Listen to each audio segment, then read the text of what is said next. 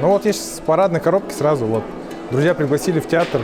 Вот после прохождения на площадь Советов прибыл сюда. И, честно говоря, первый раз я в театре, тем более в Бурятии, и очень мне понравился спектакль. Хочу сказать, спектакль о человеке, который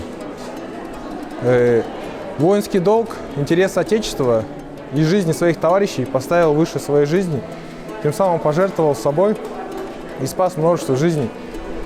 Сейчас в такое непростое время в нашей стране идет специальная военная операция, и наши товарищи выполняют свой воинский священный долг.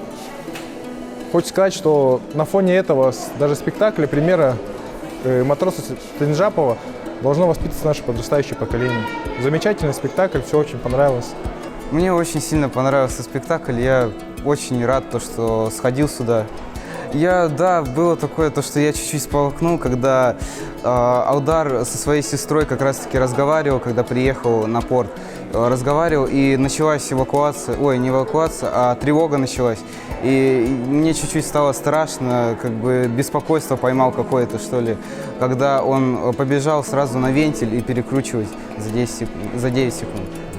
Честно, как-то грустно, да, потому что все равно, знаешь эту историю, и с самого начала хотелось уже плакать. Да, и все держала слезы, потом и в конце, когда вот все это началось, кульминация началась, все уже, начала плакать.